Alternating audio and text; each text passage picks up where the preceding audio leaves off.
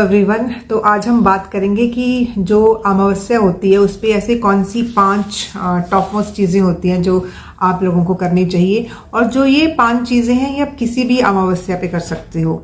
ठीक है। अब कुछ अमावस्या होती हैं वो स्पेशल होती है, जैसे आपने सुना होगा सोमवती अमावस्या, मतलब जो वो अमावस्या जो सोमवार को पड़ती है। फिर हम बोलते हैं भूमवती अमावस्या, वो अमावस्या जो मंगलवार वाले दिन पड़ती है। भूम मतलब भू का पुत्र, धरती का पुत्र। तो जो मंगलवार को अमावस्या आती है उसको हम भूमवती बोलते हैं। और ऐसे ही जो सैटरडे को अमावस्या आती है वो भी बहुत स्पेशल होती है, तो उसको हम शनैचरी अमावस्या बोलते हैं। तो कोई भी अमावस्या आए, ठीक है, क्योंकि महीने में एक अमावस्या पक्का से आती है, तो तब आप ये 5 चीजें पक्का कर सकते हो। तो शुरू करते हैं पहली चीज से। तो सबसे पहली चीज आपको करनी चाहिए वो है स्नान। अभी देखिए, स्नान मतलब नहाना। अभी नहाना तो हम लोगों को रोज ही चाहिए, लेकिन अमावस्या पे इसका एक विशेष इम्पोर्टेंस हो जाती है। वो इसलिए कि अगर तो आपके पास आसपास कोई पवित्र नदी है, ठीक है, होली रिवर है, ठीक है, तो वहां जाके आप एक डिप ले सकते हो। अगर वो नहीं है तो आपके पास होली वाटर है, तो वो थोड़ा सा बकेट में डाल के लास्ट मग्गा अपने बॉडी पे डाल दिया, तो उससे कर सकते हैं। वो भी नहीं कर सकते तो आप थोड़ा सा जो आपके बकेट है उसमें हल्का सा सी सॉल्ट डाल के भी आप नहा सकते हो। क्योंकि इसमें सबसे पहले तो क्या है कि हमने जो अपनी बॉडी है उसकी क्लेंजिंग करनी है। अगर इनमें से कोई भी ऑप्शन आप यूज नहीं कर सकते तो सिर्फ एक आप बोलते हैं ना इंटेंशन वर्क्स इमीडिएटली, ठीक है। तो उसमें है कि आप ये इंटेंट लीजिए कि हाँ, जो भी ये पानी से मैं स्नान कर रहा हूँ या कर रही हूँ, ये एक बहुत ही होली वाटर का स्नान है, उससे मेरी बॉडी एकदम क्लेंज हो रही है, ठीक है। तो वो एक इंटेंशन लेके आप स्नान कर सकते हो। तो दूसरी चीज जो करनी बहुत जरूरी है वो है जप।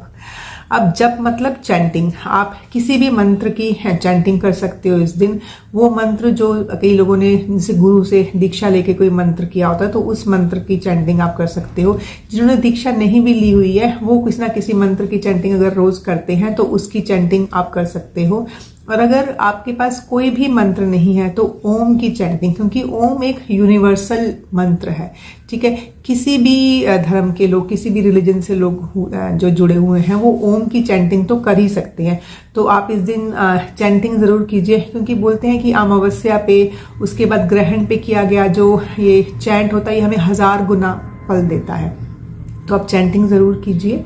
और जब के बाद बारी आती है तीसरी चीज की, वो है तप। अब तपना मतलब पहले बोलते थे कि तपना मतलब अपनी बॉडी को कोई ना कोई सजा देना, लेकिन इसमें अपनी बड़ी बॉडी को सजा नहीं देंगे, तपना दे। क्योंकि आपने ना सुना होगा कि जो सोना होता है वो तप कर ही खरा होता है। क्योंकि जब हम उसको, जो सुनार होते हैं वो सोने को तपाते हैं, मतलब उसको आग के कॉन्ट्रैक्ट में लेके आते हैं, तब वो खरा होता है। खरा होना मतलब उसके साथ की जो इम्प्योरिटीज हैं वो निकल जाती है और उसकी प्योरेस्ट फॉर्म हमें मिल जाती है। तो यहाँ पे हमने क्या करना है, हमने अपनी बॉडी को तपाना है। तो वो किस तरीके से तपाना है अपनी बॉडी को? तो बॉडी को तपाने के लिए सबसे जो इम्पोर्टेंट चीज है फास्टिंग। आप इस दिन फास्ट कर सकते हो। अब फास्टिंग के भी कई तरीके हैं, ठीक है। उसमें ये है कि कई लोग जल के साथ फास्टिंग करते हैं, कई लोग एक बार फलाहार करके तब फास्टिंग करते हैं। आप देखिए कि आपकी बॉडी क्या अलाउ कर रही है आपको, ठीक है। अपनी बॉडी की सुनिए, उसके हिसाब से फास्ट कीजिए। और आप अगर फास्ट नहीं भी कर सकते हैं ना, जरूरी नहीं है कि इस दिन फास्ट करना है, क्योंकि मैं फास्ट नहीं करती हूँ, तो उस दिन क्या है, खाना थोड़ा कम खाइए, जो पोर्शंस हैं उनको कम कर दीजिए। या फिर अगर आप 3 बार खाना खाते हैं तो 2 बार खाइए, ठीक है। तो वो भी मतलब, और आपकी बॉडी को एक फास्टिंग का वो करेगी। और सबसे जरूरी है कि अगर आप कुछ भी नहीं कर सकते तो जो भी आप आहार ले रहे हो, ठीक है, जो भी फूड इनटेक आप कर रहे हो, अपनी बॉडी में डाल रहे हो, तो कोशिश कीजिए कि वो सात्विक आहार हो, क्योंकि बॉडी को एक पोषण दे रहे हैं। तो आप अपनी बॉडी को इस तरीके से एक तप कर सकते हैं अपनी बॉडी के साथ, ठीक है। और अभी हम आते हैं 4th नंबर पे, वो है दान। तो दान किस चीज का किया जाए, क्योंकि जो ये अमावस्या है ना, इसमें दान का बहुत ज्यादा इंपॉर्टेंस है कि आप किस चीज का दान करें। अब दान भी हमारी अपने ऊपर है कि हमारे पास ऐसी कौन सी चीज है जिसको हम दान कर सकते हैं।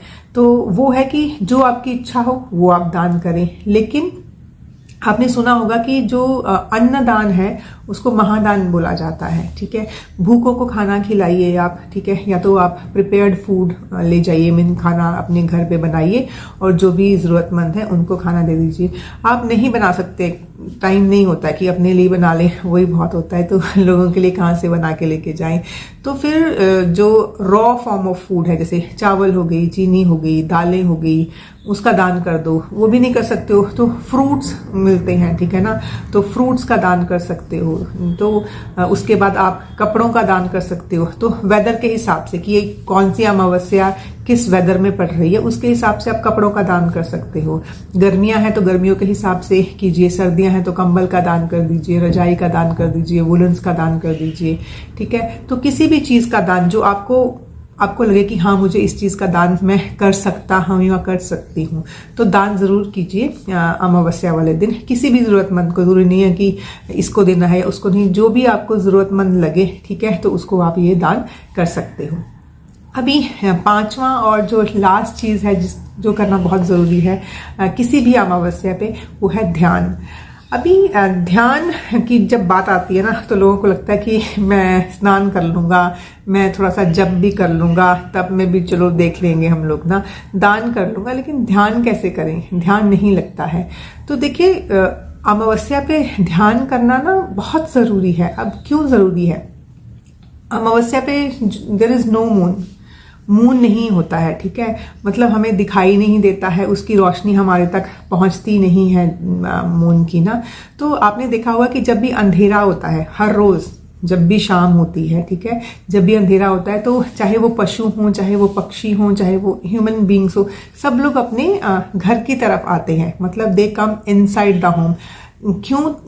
क्यों आते हैं वो घर की तरफ? क्योंकि वो अपने घर में सिक्योरिटी फील करते हैं, उनको लगता है कि हाँ अपने घर में आके हमें शांति मिलेगी, वहां पे वो आराम करते हैं, रात को सोते हैं। तो हम अपने आप को आराम देने के लिए कहाँ आते हैं? घर के अंदर।